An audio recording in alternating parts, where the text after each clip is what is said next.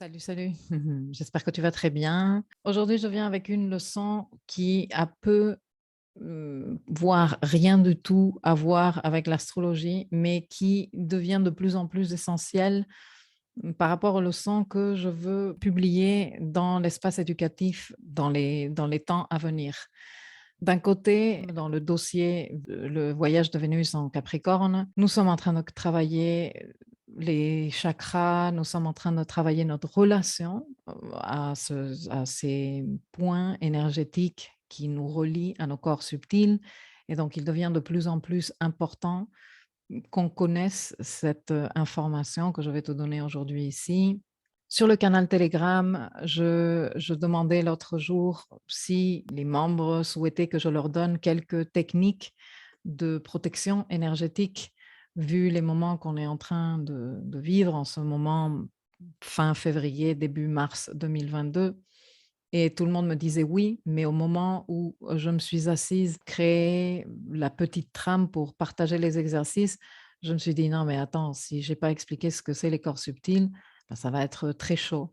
En même temps, je me retrouve dans des, consultations, des rendez-vous avec, des clients, astro ou mes propres coachés, où je me trouve à expliquer ces concepts dernièrement plutôt régulièrement.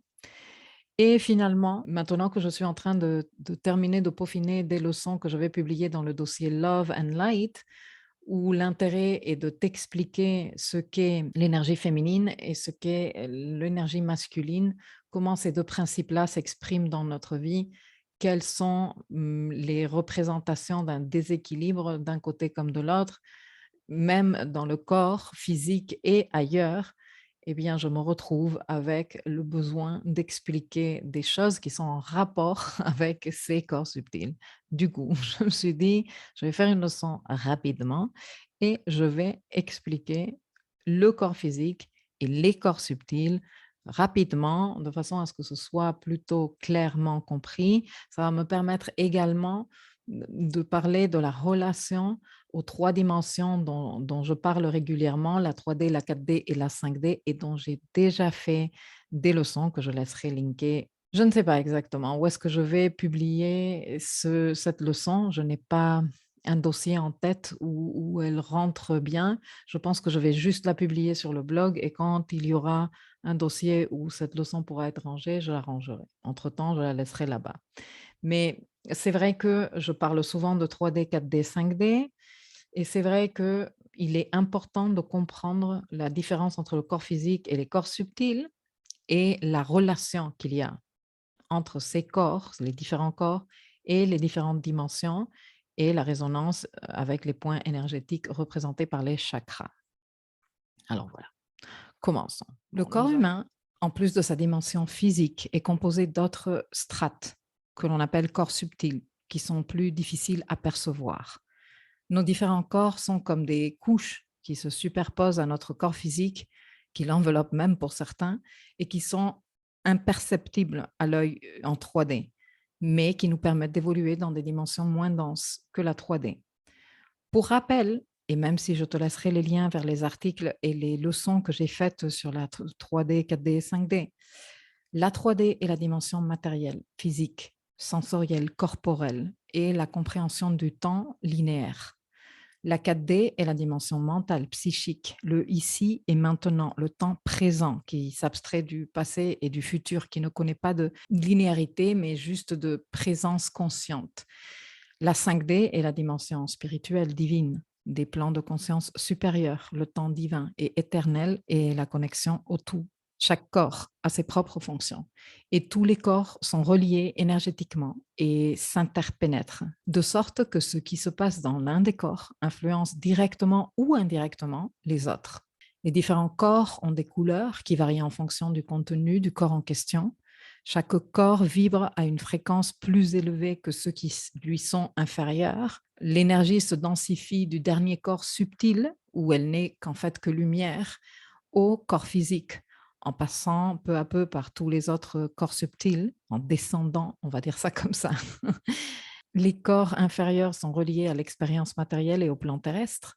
Les corps supérieurs sont reliés à l'expérience spirituelle et au plan subtil, et le corps entre les deux fait office de pont. Et plus encore, pour moi, c'est presque un accélérateur de particules, j'ai envie de te dire, et je suis zéro en train de rigoler, hein. Et je suis même allée sur le site du CERN pour regarder la définition même de l'accélérateur de particules. Eux-mêmes définissent l'objectif premier d'un accélérateur comme celui de communiquer de l'énergie à des particules et de provoquer leur collision afin d'étudier leur nature et leurs propriétés. C'est l'étude des constituants élémentaires de la matière. Bon, ce que nous faisons avec notre corps pont, celui qui relie l'expérience corporelle matérielle à l'expérience spirituelle élevée, est justement ça, étudier la nature et les propriétés des particules de lumière sous forme d'informations qui nous viennent d'un côté comme de l'autre, du côté inférieur et du côté supérieur. Nous avons donc différents corps. Si tu fais des recherches sur Internet ou si tu as déjà lu des livres au sujet, tu auras remarqué que s'il y a consensus à un niveau métaphysique sur la pluricorporalité, il n'y a pas vraiment un consensus sur le nombre de corps, de dimensions ou de plans de l'existence. Il y a certaines écoles ou courants qui parlent de 3, de 4, de 5, de 7, de 9, de 12 et même de plus. En réalité, j'ai envie de te dire qu'on s'en fout parce que cette information est tout sauf cartésienne. Mais il s'agit d'un savoir fondamental qui te permet de générer un plus grand bien-être holistique dans ta vie. Il existe une série de schémas de représentation des différents corps. Déjà, la triade basique qu'il faut par défaut citer parce que c'est du savoir élémentaire. Donc, mind, body and soul, esprit, corps et âme. Nous avons ensuite le schéma des 4 corps, le corps physique, le corps émotionnel, le corps mental, le corps spirituel. J'ai particulièrement adhéré à cette vision très pragmatique, simple et efficace pendant longtemps. Ensuite, nous avons une version, un schéma un peu plus complexe, un peu plus élaboré, qui est celui des 7 corps, qui en fait sont en correspondance avec les 7 chakras principaux, une approche qui fait totalement sens pour moi depuis plusieurs années. Et voilà, tous ces schémas donnent un ordre, ça ordonne dans un cadre, ça relie les différents savoirs et à mon avis, ça ne peut être que cohérent et salutaire, ce qui me paraît absolument merveilleux parce que le savoir très spirituel, très abstrait, a besoin de ça, d'un cadre, tu vois, d'un ordre, d'une forme pour qu'il prenne sens et devienne utile dans la 3D. Comme je te disais tout à l'heure, il y a même des schémas qui parlent de 9 corps, de 12 corps et plus encore. Moi, personnellement, je vais en rester à ces quelques corps que tu vois affichés à l'écran. Le schéma des 7 corps me parle particulièrement fort. Je le relie à mon savoir sur les chakras principaux. Ça fait du sens pour moi et voilà, si ça te sert, et puis écoute, ben, tant mieux. Donc je vais me tenir à ça, même si quand tu regardes les corps cités à l'écran, ben, tu vas me dire: «Il y en a que 5, qu'est-ce qui s'est passé?» Bon, c'est parce que moi je relie les corps supérieurs en un seul corps, les corps spirituels, parce que la littérature parle, de beaucoup de choses qui font rêver, mais je pense que les compétences et les vertus propres des corps spirituels ne sont pas accessibles de suite et pas nécessairement accessibles à tout le monde. Du coup, même si j'adhère avec la théorie des 7 corps, je présente en consultation à mes coachés toujours les 5 niveaux de corps pour simplifier parce que franchement, lorsqu'on est dans le domaine des 3 corps spirituels, les différences sont vraiment très subtiles parce qu'elles sont super détachées de la 3D. Et voilà quoi, il y a que ceux qui et celles qui ont fait un très long et très profond parcours de développement spirituel qui arrivent à percevoir ces subtiles nuances entre un corps et l'autre. Je pense qu'au niveau où moi je travaille comme coach, si on arrive à faire un bon boulot d'identification et de soins des 5 corps que tu vois affichés à l'écran, on a déjà avancé beaucoup, beaucoup plus qu'un très petit pourcentage d'humains sur Terre en ce 21e siècle. Après, c'est sûr que les mystiques et d'autres consciences profondément spirituelles et abstraites sont dans un autre registre, mais eux sont encore moins nombreux et beaucoup plus rares. En tout cas, si tu es curieux, fais des recherches sur Internet au sujet du corps causal, le corps bouddhique et le corps atmique, et tu vas trouver de quoi étancher ta soif de connaissance. Ici, je vais les citer très rapidement. Chaque corps, comme je te disais tout à l'heure, a une vibration particulière, des caractéristiques et des fonctions bien précises et demande de soins particuliers pour entretenir la qualité de sa fréquence vibratoire et assurer un fonctionnement efficace et surtout une interaction adéquate et performante avec les autres corps. Le corps physique est constitué de matière dense. Par rapport au corps suivant, c'est celui qui vibre le plus lentement.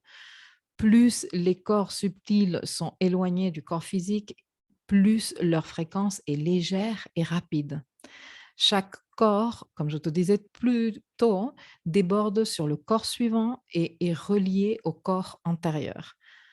L'état de chaque corps a donc un impact, un effet ou une incidence sur les corps avec lesquels il est en contact directement. Connaître ceci, à mon avis, est indispensable pour comprendre ce que tu fais ici et comment te mettre au service de toi-même, de tes très importantes missions sur Terre qui ont un impact non seulement individuel mais collectif et pour faire un travail plus qualitatif dans l'accomplissement de tes missions, ce qui va se traduire, et ça je peux te l'assurer, par une expérience de vie beaucoup plus épanouissante et gratifiante à tous les niveaux, c'est-à-dire dans tous les corps qui te conforment.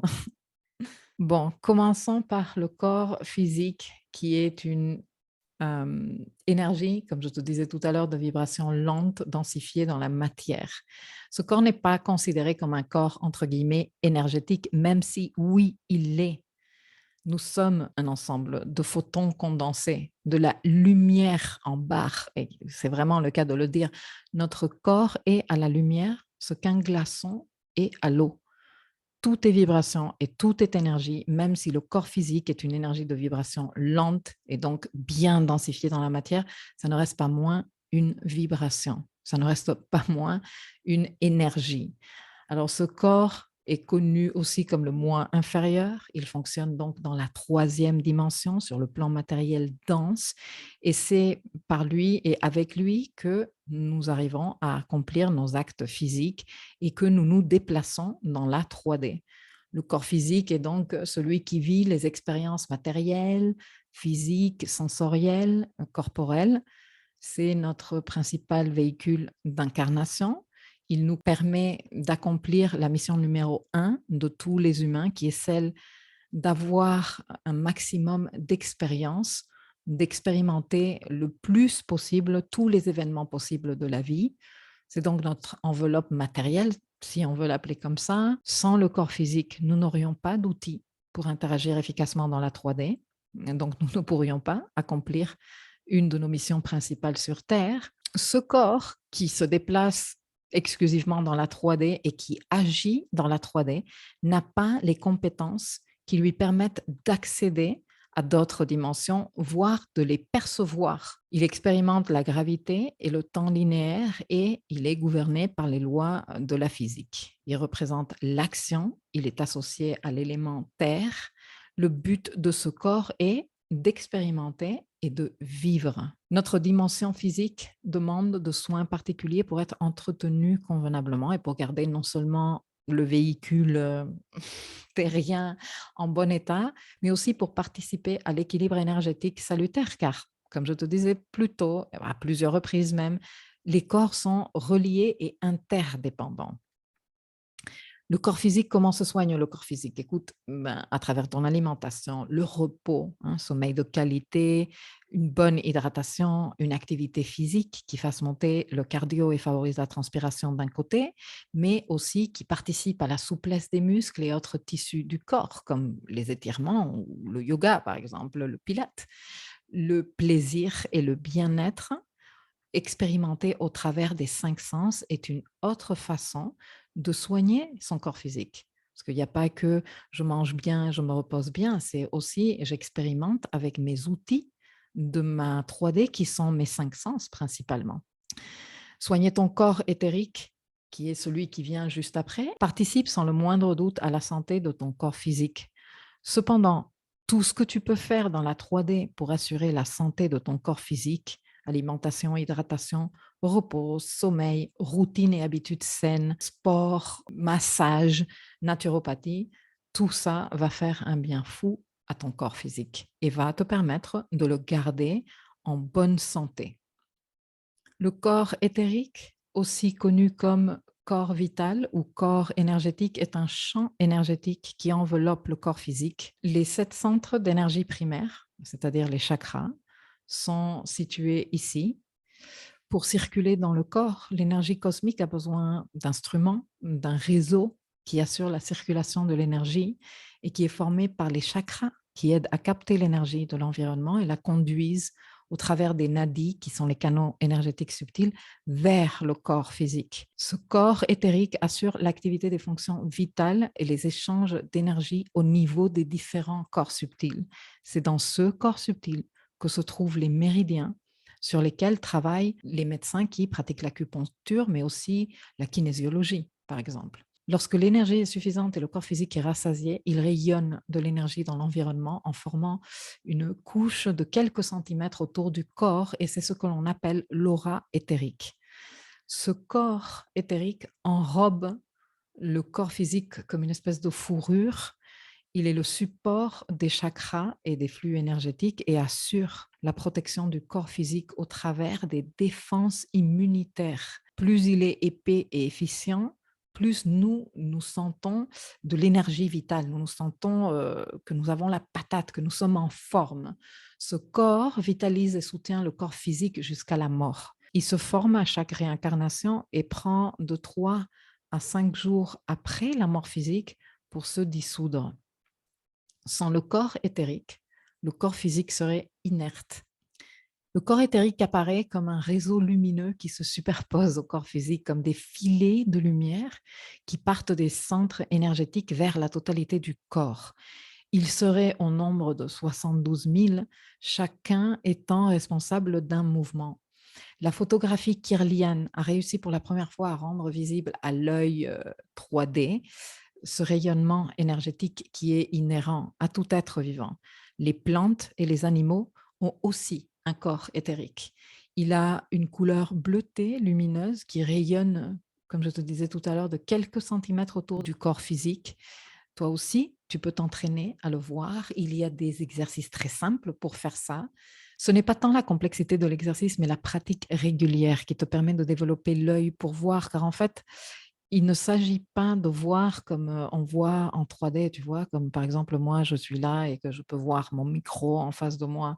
C'est une façon de voir autrement, plus subtilement, plus avec une forme moins définie, et c'est plus difficile à expliquer. Mais si c'est quelque chose qui t'intéresse, parce que autant tu t'en fous et c'est très bien aussi, tu n'es pas obligé de voir les auras pour savoir qu'elles existent, hein. Tu peux d'ailleurs les percevoir autrement aussi. Mais voilà, si c'est quelque chose qui t'intéresse, renseigne-toi ou fais-moi signe et ce sera avec grand plaisir que je partagerai ça avec toi. Récapitulons, le corps éthérique a donc la même extension et la même forme que le corps physique. Il contient l'énergie vitale qui anime organes, tissus, glandes, méridiens, etc., etc. Il reçoit de l'énergie par les chakras. Il la conduit et la distribue au corps physique de manière ininterrompue pour maintenir l'équilibre au niveau cellulaire de ce corps. L'une des parties du corps éthérique les plus étudiées est le système des méridiens dans la médecine traditionnelle chinoise, qui est l'un des piliers fondamentaux de l'étude de l'anatomie énergétique humaine. L'énergie accumulée dans ce corps rayonne et forme un halo protecteur autour du corps physique qui empêche les pathogènes et les polluants de pénétrer dans le corps physique. C'est pour cela que l'on dit souvent qu'une personne ne tombe pas malade uniquement venant de causes d'origine externe, les pensées, les émotions, le mode de vie ou un mode de vie qui n'est pas en cohérence avec les besoins naturels du corps et un ordre naturel du corps lorsqu'il y a du surménage, lorsqu'il y a une alimentation malsaine, lorsqu'il y a un abus d'aliments artificiels, une consommation abusive de substances non bénéfiques pour le corps comme l'alcool, la nicotine, les drogues. Tout cela peut venir et affaiblir et consommer l'énergie vitale éthérique et donc créer des fissures dans ce corps qui permettent l'accès à d'autres éléments déstabilisants dans le corps physique. Selon cette ligne de pensée, les maladies pénètrent dans le corps physique à travers ces ouvertures, ces fissures dans le corps éthérique. Et donc, elles peuvent être traitées préventivement sur ce plan-là. Le corps éthérique et le corps physique réagissent très bien aux impulsions et aux commandes des corps astral et mental. C'est la raison pour laquelle il y a beaucoup de succès en matière de santé au travers de, par exemple, le décodage biologique et aussi au travers de techniques comme le PNL ou même l'hypnothérapie. Avec des bonnes techniques suffisamment pratiquées dans le temps, il est possible d'avoir un impact très salutaire sur l'état de santé en général. Le corps éthérique sert également d'intermédiaire entre les corps énergétiques supérieurs et le corps physique. Il transmet les informations recueillies par les sens corporels au corps astral et mental et transmet simultanément les énergies et les informations venant des corps supérieurs au corps physique. Ce corps représente l'énergie pour agir, pour passer à l'action. Il est associé à l'élément feu. Son but fondamental ou ses buts fondamentaux seraient d'affluer, de circuler, de créer. Et pour soigner le corps éthérique, il va de soi que soigner le corps physique et le corps mental et astral participent à la santé de ce corps éthérique. Cependant, tu peux également t'aider de soins énergétiques comme le Reiki, des soins avec des magnétiseurs, des énergéticiens, et bien sûr que tout ce qui est acupuncture, kinésiologie, réflexologie et tous les soins qui se servent des méridiens et de la circulation de l'énergie dans le corps sont excellents pour soigner ce corps et le garder en bonne santé. La dimension astrale, qui est une dimension absolument non perceptible à nos yeux 3D, se trouve là devant ton propre nez. Ça va pas très loin. Le corps astral vit les expériences émotionnelles et contient l'empreinte de ces expériences-là. Notre contenu émotionnel se trouve dans ce corps. Il s'agit donc de la part de nous qui est rattachée aux émotions, aux ressentis, où ces émotions et ces ressentis sont stockés jour après jour, sans filtre, sans tri, sans jugement.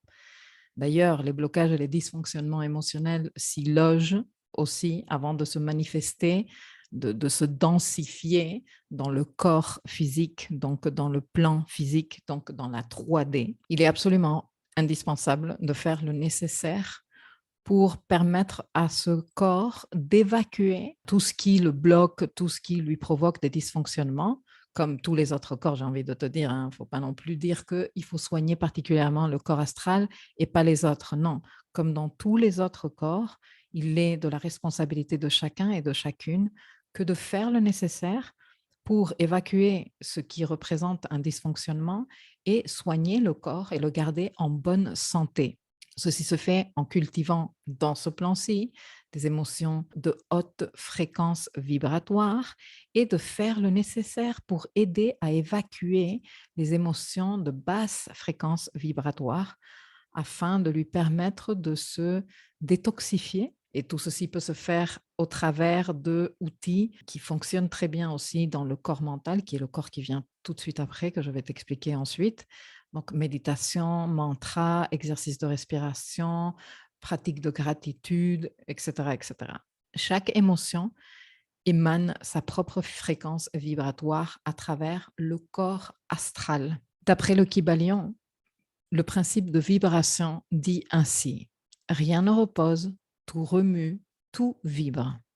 La science moderne parlera d'agitation thermique et la physique quantique décrira les particules de matière comme des ondes qui possèdent chacune leur fréquence vibratoire. Depuis le tout, qui est l'esprit pur, jusqu'aux formes les plus grossières de la matière, tout vibre. Plus haute est la fréquence, plus haute est la position sur l'échelle. La vibration de l'esprit est infiniment rapide. À l'autre extrémité de l'échelle, il y a des formes grossières de la matière dont les vibrations sont si lentes qu'elles paraissent ne pas exister. Entre ces deux pôles opposés, il y a une infinité de fréquences différentes de vibrations. Depuis le corpuscule et l'électron, depuis l'atome et la molécule, jusqu'au monde et aux univers, tout se meut, tout vibre. Ceci est vrai également pour le plan mental dont les vibrations régissent l'état et même le plan spirituel. Tout dans l'univers est donc vibration. Et, et tout dans l'univers et toute vibration est donc sujette à ce spectre que le Kybalion vient de t'expliquer. Tout dans l'univers est une énergie vibratoire qui peut vibrer à une fréquence ou à une autre. Nombreux sont les chercheurs et les scientifiques de très haut niveau même, comme par exemple Nikola Tesla, qui ont insisté sur le fait de l'importance d'étudier l'univers et tout ce qui le compose, c'est-à-dire tout avec un T majuscule, en termes d'énergie, de vibration et de fréquence. Même si les scientistes précurseurs et porte-parole du dogme scientifique dans lequel nous vivons aujourd'hui majoritairement s'acharnent à décrédibiliser ces enseignements.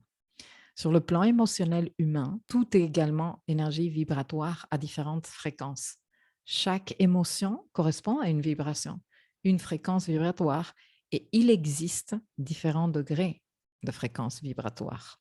David Hawkins, docteur en médecine, psychiatre, physicien, chercheur et conférencier de renommée mondiale, et d'ailleurs connu comme un des pères de la kinésiologie moderne, a créé ce qu'il a appelé The Map of Consciousness, la cartographie de la conscience, qui en français a été traduite comme l'échelle de conscience, que je te montre à l'écran, et au travers de laquelle Hawkins nous présente les dimensions de la conscience sous forme de tableaux qui catégorisent les émotions en fonction de leur fréquence vibratoire.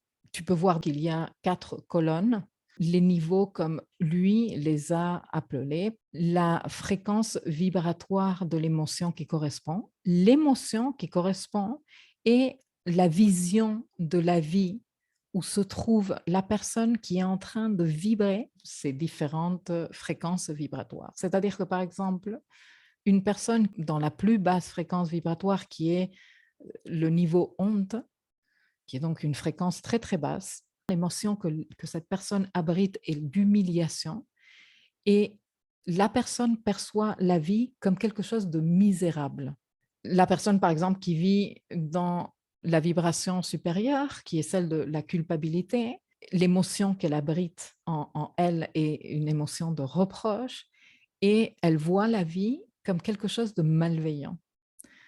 Chacune de ces fréquences vibratoires représente des états émotionnels. Plus on abrite, plus on vibre avec cette fréquence vibratoire, plus on ancre ceci en nous, plus on est dans les basses fréquences vibratoires dans notre corps astral, plus on le rend malade. Plus on est dans les hautes fréquences vibratoires de notre corps astral, plus notre corps astral est en bonne santé. Comme notre corps astral est en totale résonance avec le plan astral qui se trouve là en face de notre nez, comme je te disais tout à l'heure, les événements qui vont se présenter à nous vont venir déterminer par la fréquence vibratoire dans laquelle notre corps astral est en train de vibrer. C'est-à-dire que une personne qui est en train de vibrer entre la peine, le regret, le désespoir, le reproche, la honte, l'humiliation, la culpabilité, va être en train d'attirer dans le plan astral et donc va être en train de percevoir le monde autour d'elle comme quelque chose qui fait de la peine, qui provoque du regret, du désespoir, de la culpabilité, etc., etc. Une personne qui est dans des fréquences vibratoires plus élevées, neutres, élevées, de courage, de confiance, d'affirmation de soi, voire d'optimisme, qui voit la vie comme quelque chose de possible, voire même peut-être un tout petit peu en dessous, hein, la fierté, qui voit la vie comme exigeante et qui se trouve quelque part là entre l'exigence et la possibilité, va se retrouver face à des situations, face à des personnes qui vont être en résonance avec cette fréquence vibratoire. Plus on travaille la qualité de la fréquence vibratoire de notre corps astral, plus les situations avec lesquelles on résonne, les personnes que l'on rencontre, les situations que l'on peut matérialiser dans notre 3D sont de bonne qualité, j'ai envie de te dire, qui nous confirme cette qualité vibratoire de notre corps astral. Mais bon, la confirmation, elle vient d'un côté comme de l'autre. Si toi, tu es vraiment effrayé, dans le drame, si tu sens que tu as beaucoup de choses à reprocher à la vie va continuer à te présenter cela parce qu'on attire ce qu'on est. Et si c'est vrai, dans tous les différents corps qui nous conforment, c'est encore plus vrai à un niveau corps astral. C'est encore plus vrai. Tout dans la vie sur Terre, humains, animaux, plantes, mais aussi les événements et même les sociétés complètes peuvent être classées selon ces niveaux de qualité de fréquence vibratoire. Les émotions telles que l'angoisse, la colère, l'oppression, l'inquiétude génèrent des schémas vibratoires chaotiques aux couleurs sombres, tu sais, dans les couleurs rougeâtres, marron et charbonneuses. Et on peut voir ces couleurs-là dans l'aura de la personne. Plus une personne s'ouvrira à l'acceptation, à la compréhension, tu vois, comme par exemple ici, compréhension, la vie a du sens, raison, plus la personne sera dans ces fréquences vibratoires-là, plus les schémas vibratoires qu'elle héberge dans son champ astral vont résonner avec la géométrie sacrée, plus ils vont être harmonieux, plus ils vont être en cohérence avec un ordre, l'ordre naturel et pas le chaos comme c'est le cas ici en bas, plus les couleurs qui émanent de son aura astrale seront claires et lumineuses, pour les décrire d'une certaine manière. Les émotions non libérées du corps astral s'enracinent, se fossilisent, se perpétuent et s'incrustent dans le champ astral de la personne. C'est là qu'elles passent d'être de simples émotions passagères, comme toutes les émotions, c'est-à-dire intenses et de très courte durée, à des états d'humeur moins intenses, mais beaucoup plus longs en durée que les émotions et qui, soutenus dans le temps, voire très soutenus dans le temps, peuvent se développer en troubles de la personnalité qui sont le niveau le plus élevé d'un dysfonctionnement dans le corps astral. C'est-à-dire quand on est dans le trouble de la personnalité, tel que décrit par exemple dans le manuel de psychiatrie, le DSM-5, là, on est en train de parler de dysfonctionnement important dans le corps astral. Bien sûr, il faut faire la différence, comme je viens de te l'expliquer, entre une émotion passagère, c'est-à-dire à un moment donné que tu sens de la culpabilité, que tu sens de la peine, de la peur, à un moment ponctuel, à que tu sois dans des états d'humeur plus prolongés. Par exemple, que tu puisses identifier, non, mais ça fait maintenant plusieurs semaines, voire des mois, que je suis dans l'apathie ou que je suis dans la peine, dans la culpabilité, que je suis dans le reproche. Et comment on fait quand on perçoit ça, quand on s'en rend compte? Eh bien, on fait le nécessaire pour s'en sortir.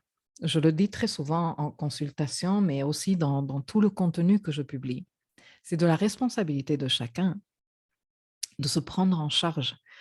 Mais ce n'est pas de la responsabilité de chacun de faire tout seul. C'est-à-dire que si toi, tu te rends compte que tu es en train de broyer du noir depuis un moment maintenant, depuis plusieurs semaines, depuis plusieurs mois, et tu te sens que tu t'engouffres de plus en plus parce qu'en effet, ces émotions que tu n'es pas en train de libérer, elles sont en train de se fossiliser et de s'incruster dans ton corps astral.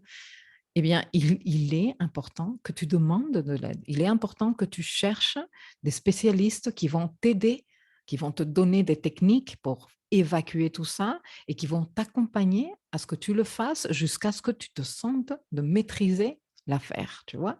Mais ce qui n'est absolument pas recommandable, c'est que tu te rendes compte que tu n'es plus dans une émotion passagère. C'est pas juste que tu as eu un coup de colère cet après-midi qui t'a duré jusqu'à, je sais pas moi, demain matin, voire demain après-midi. Non, non, c'est que ça fait des semaines entières, ça fait des mois, voire ça fait des années que tu es en colère contre la vie, que tu lui en veux, que tu reproches à la vie, etc., etc. Et en principe, c'est ça ce que l'on veut éviter. On veut éviter d'en arriver là. Mais bon, si tu en es là et que tu es en train de t'en rendre compte, il est important que tu te dises à toi-même que tu peux sortir de là, qu'il te faut les bonnes techniques, qu'il te faut de l'aide, parce qu'il est très difficile de s'en sortir tout seul et qu'au fur et à mesure que tu appliques les techniques, que tu les maîtrises, que tu te permets de nettoyer ton corps astral, de le remettre d'aplomb, tu vas reprendre du goût pour la vie. Non, parce que ça sert à ça d'élever sa fréquence vibratoire, à non seulement ne pas sombrer dans la décadence de conscience et dans le désarroi, mais aussi à commencer à ressentir une qualité de vie. La dimension astrale est aussi connue comme la dimension des miroirs. C'est pour cela que tu as certainement déjà entendu parler de projection astrale dans tes lectures. Et d'ailleurs, les miroirs ont une très forte charge symbolique en rapport avec le travail sur le plan astral qui est relié au shadow work, c'est-à-dire au travail de l'ombre, à l'ego work, c'est-à-dire le travail de l'ego, et au self work, c'est-à-dire le travail sur soi. Des notions que j'ai déjà abordées dans différentes leçons de l'espace éducatif et je te laisserai les liens. Dans les cultures anciennes, les miroirs étaient considérés les reflets de l'âme, c'est-à-dire ils étaient capables de capter la vraie nature de la personne qui se reflétait dessus. Et le pouvoir des miroirs de révéler ce qui est caché est présent dans l'histoire de l'humanité depuis l'Antiquité.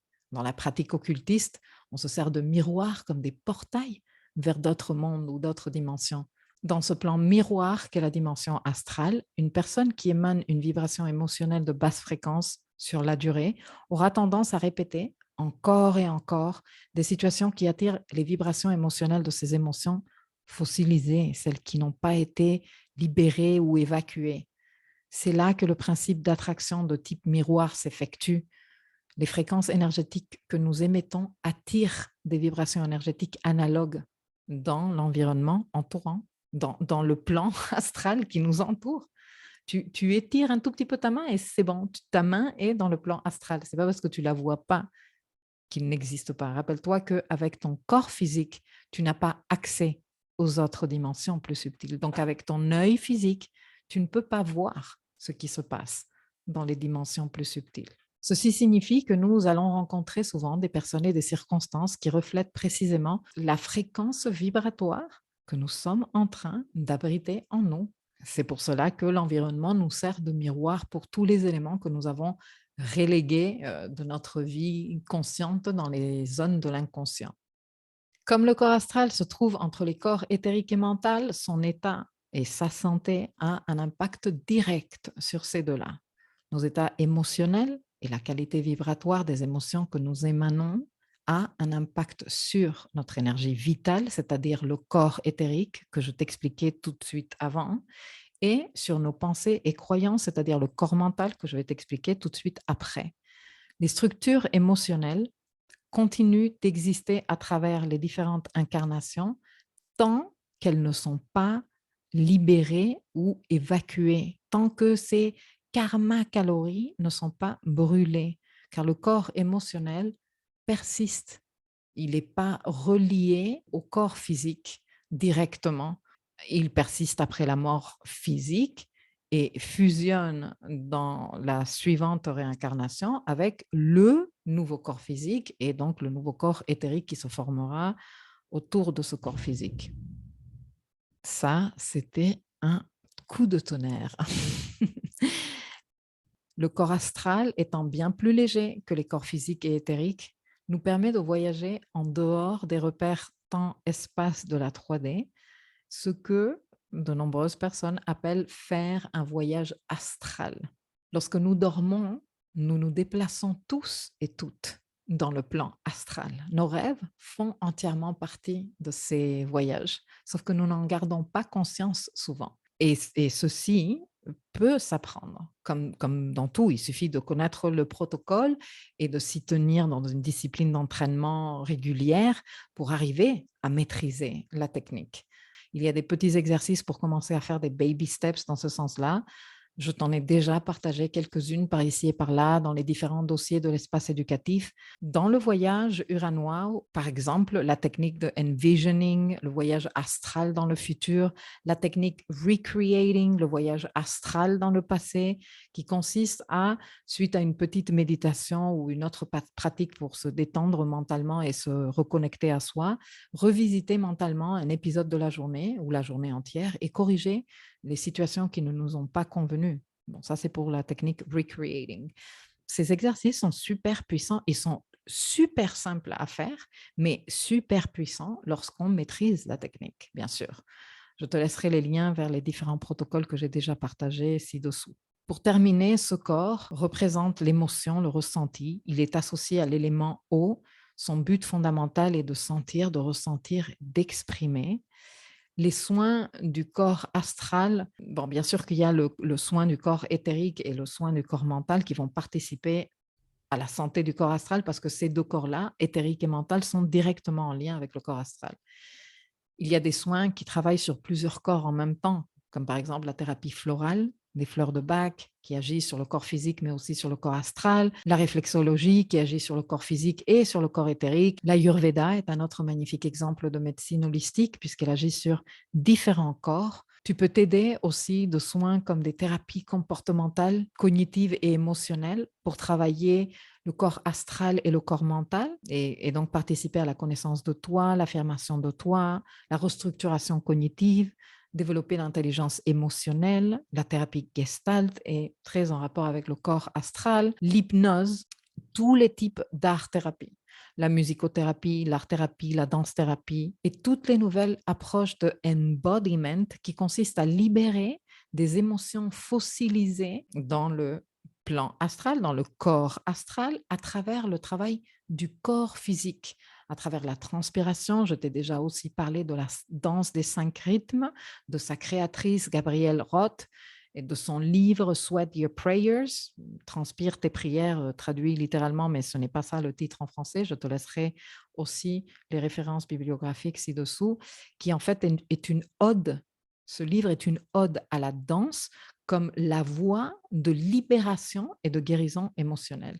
Et toutes ces techniques-là, et bien d'autres, parce que bon, en ce moment, au 21e siècle, on a une profusion de différentes techniques nous permettant d'accéder à tous nos différents corps, de les soigner, de nous occuper, de leur donner de quoi évacuer leur dysfonctionnement et les guérir. Tous ces soins-là, toutes ces pratiques-là participent à une bonne santé de ton corps astral. Nous continuons avec un de mes corps chouchous, le corps mental. Il abrite l'esprit ou le moi supérieur. C'est dans ce corps que siègent l'ego et la conscience de soi. Il est représenté dans les iconographies anciennes par un halo de lumière autour de la tête des personnages. Nous pouvons l'identifier comme la collection des pensées, l'usine où se développent nos compétences mentales, qu'elles soient conscientes ou inconscientes. Ce corps, il réfléchit, il calcule, il examine, il nous permet de prendre des décisions, de trouver des solutions à nos problèmes, de raisonner par la raison, R-A-I-S-O-N. Il est fortement influencé par le corps émotionnel avec lequel il garde un lien direct. Le corps astral et le corps mental travaillent ensemble parce qu'ils sont collés l'un à l'autre. Le corps mental est particulier car il est le corps pont dont je te parlais tout à l'heure. Il relie les dimensions inférieures qu'on a déjà vues, non, physique, éthérique et astrale, et les supérieures que je vais te présenter tout de suite après. Il a donc un caractère non seulement multidimensionnel, mais transdimensionnel. Et tu vas comprendre mieux tout ceci quand tout à l'heure, je vais te faire le lien avec Mercure, le code Mercure en astrologie, qui est ambassadeur du corps mental et de tout ce qui le concerne.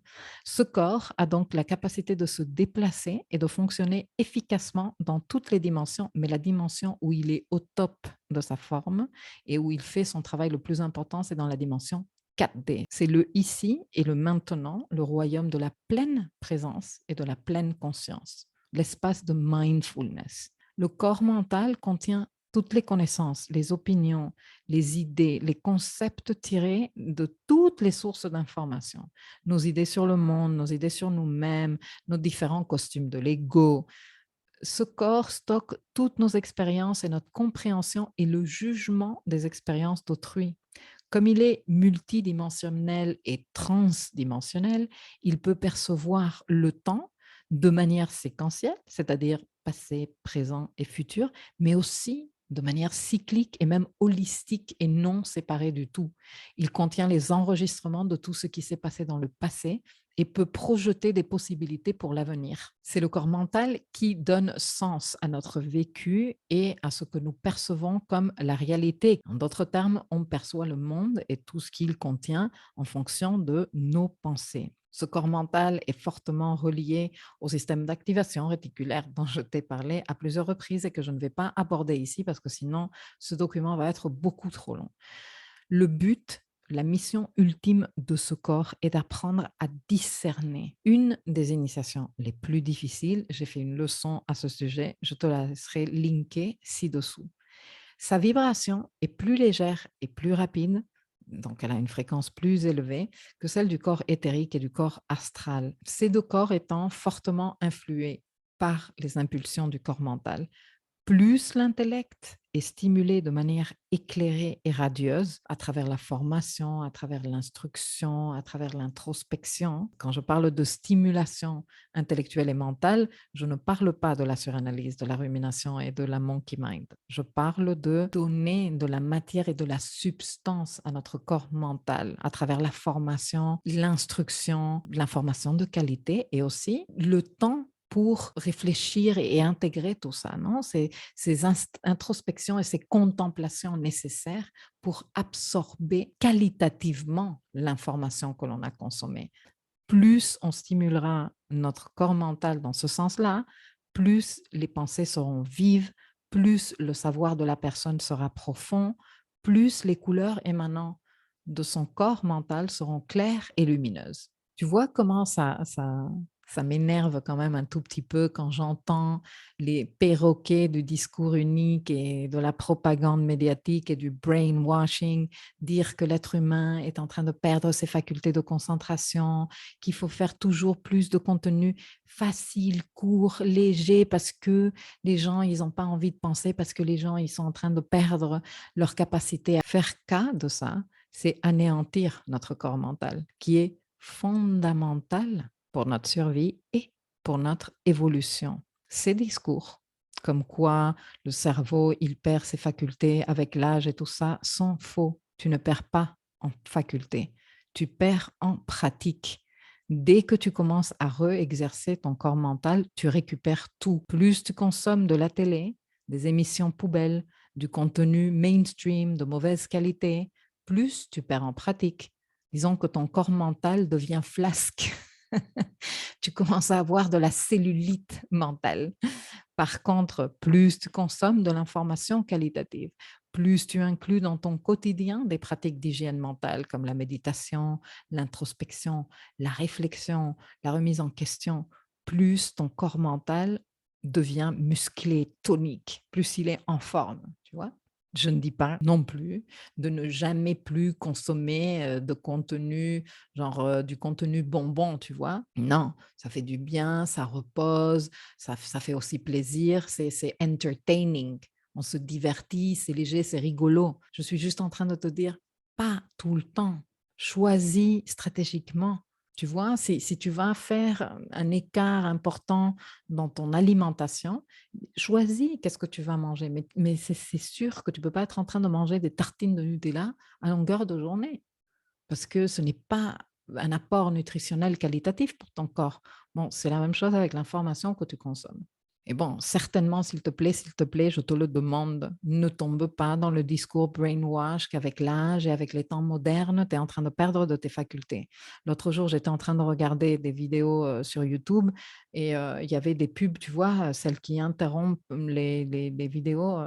Justement, c'était une pub qui disait, est-ce que vous êtes né en 1962? Alors attention parce que votre cerveau, il est déjà en train de rétrécir. Non mais sérieusement, c'est quoi ces conneries? Non, nourris-toi correctement, hydrate-toi correctement, prends soin de ton corps parce que bon, ton cerveau fait partie de ton corps physique.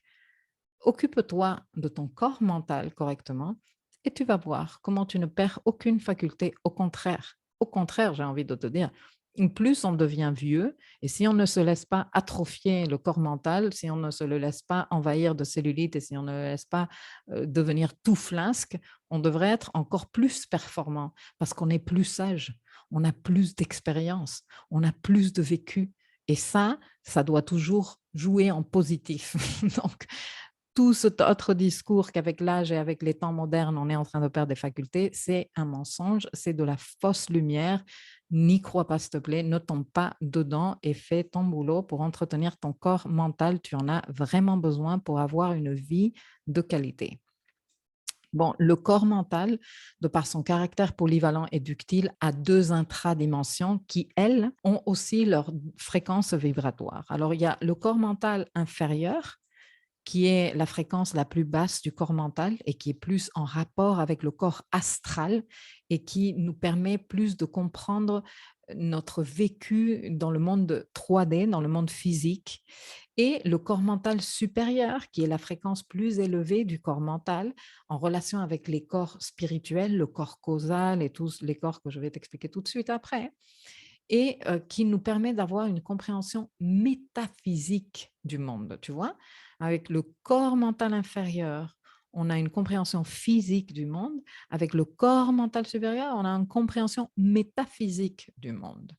Le corps mental inférieur est concerné donc par la pensée plus rationnelle, il raisonne par la logique, il fait appel à la personnalité, à l'ego, et il est influencé par les connaissances et les émotions aussi, parce qu'il est fortement en lien avec le corps astral. Les pensées concernent principalement des aspects du monde matériel, le bien-être personnel et l'approche rationnelle cartésienne de la vie et de la résolution des problèmes. Mais il n'y a pas que ce corps mental, ça c'est juste le corps mental inférieur. Nous avons le corps mental supérieur qui est un véritable, comment te dirais-je, un intégrateur. Il reçoit et il interprète les vérités universelles et puis les intègre à la compréhension rationnelle. Et c'est la voie d'accès à l'intuition, mais aussi à l'inspiration canalisée, tu vois. Inspiration divine, tu vois qu'on le dit comme en rigolant. Ben non, c'est pas du tout de la rigolade, c'est du vrai. Le corps mental, il canalise l'inspiration, la créativité. Ces super bonnes idées que tu as, c'est parce que tu es en train de canaliser de l'information qui vient de plans de conscience supérieurs. Et tu fais ça avec ton mental supérieur. Ouais, des idées, des pensées que tu prends et que tu fais tomber dans ton corps mental et ensuite tu les densifies jusqu'à ce que tu les matérialises, jusqu'à ce que tu les concrétises dans le monde physique. C'est comme ça que ça se passe. L'accès à une conscience élevée de la véritable nature des choses se fait aussi avec le corps mental supérieur. Et bien sûr que la pensée philosophique, métaphysique que nous adorons, n'est-ce pas? Et le cerveau dans tout ça, bon, comme je te disais tout à l'heure, le cerveau est le support physique. Notre corps mental représente donc toutes les facultés mentales, penser, réfléchir, introspecter, raisonner, analyser, classer, relier, discriminer, pressentir, hein, parce qu'il y a ce côté intuitif de notre corps mental supérieur magnifique. Il est associé à l'élément air et comme je te disais tout au début, son but fondamental est d'apprendre à discerner une très, très utile compétence et une grande vertu. Soigner notre corps astral et les corps spirituels, qui sont ceux qui sont directement en contact avec le corps mental, sont de très bonnes idées ou voies de soigner notre corps mental. Mais il y a d'autres techniques plus spécifiques pour soigner le corps mental, comme la psychothérapie, par exemple, la psychanalyse, la formation et les lectures de tout type, la méditation. La méditation est exceptionnelle pour le corps mental. PNL pour la restructuration cognitive, la sophrologie, voilà, quelques idées pour soigner ton corps mental. Et puis, il y a ce que j'appelle les corps spirituels, qui sont tellement subtils qu'on a accès à eux et à leur subtilité qu'à travers un très, très, très long chemin de conscience et de discipline spirituel et sacré est très sérieusement pratiqué. Ces corps correspondent à la part divine qui se trouve en chacun et en chacune de nous et qui s'étend mais bien au-delà de notre conscience terrestre, d'ailleurs qui ne sont compris qu'avec une conscience supérieure. Sinon, ce n'est pas possible. Et pour preuve, écoute, lis les descriptions, le corps causal, bon, la mémoire de l'âme, siège de la conscience supérieure, accès au registre akashique, ok, encore là, voilà. Mais quand on est dans le registre du corps bouddhique ou christique, la conscience divine, la connaissance du tout, tu vois, là, on est en face à des notions métaphysiques profondes, l'illumination spirituelle, s'il te plaît, ou alors le corps atmique, laisse tomber, siège de la conscience cosmique, la conscience cosmique, l'intelligence infinie, l'amour inconditionnel, mais c'est vraiment des notions tellement abstraites, tellement subtiles qu'on ne peut pas comprendre avec notre mental inférieur.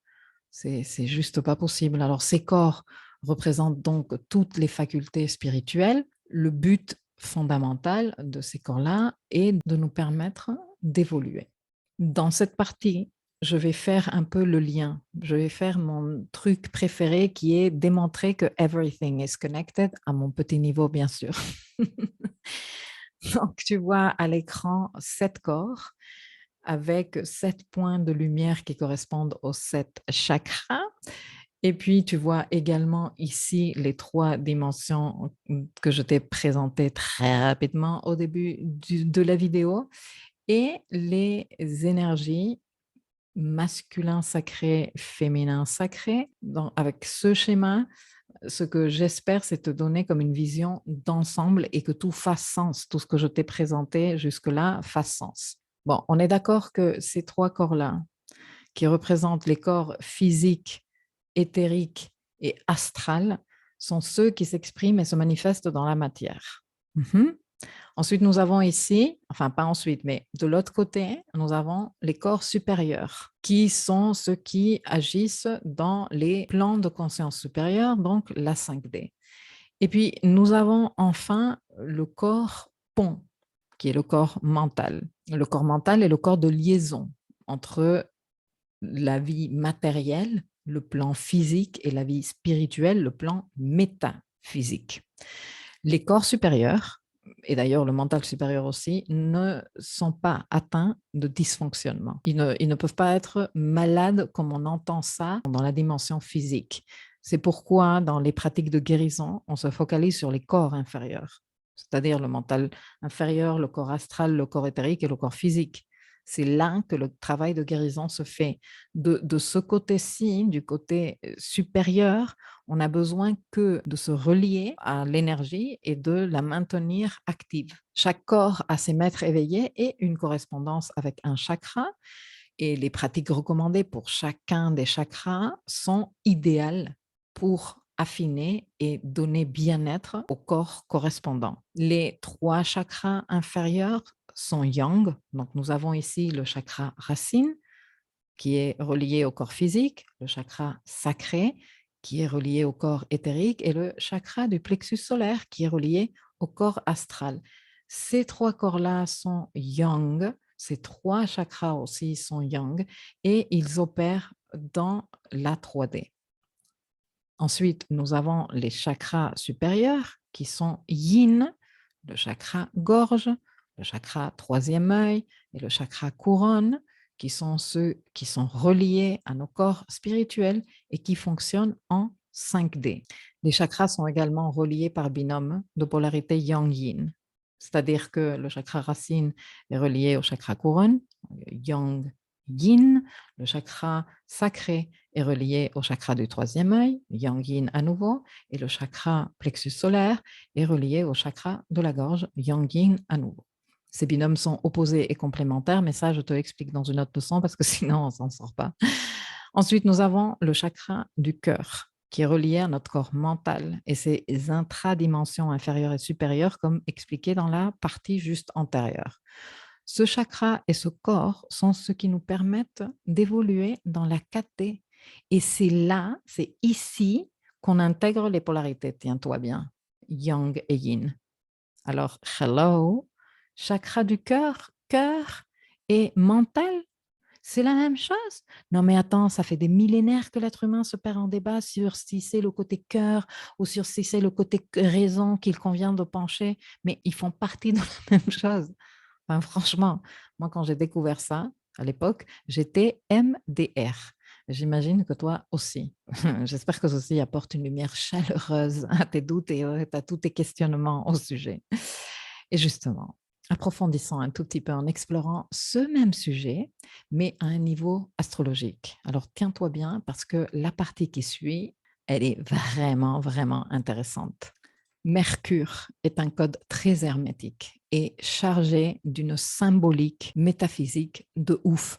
Il représente à lui tout seul la clé de la compréhension de la vie et en même temps nous livre toutes les clés pour vivre cette vie de façon super épanouissante.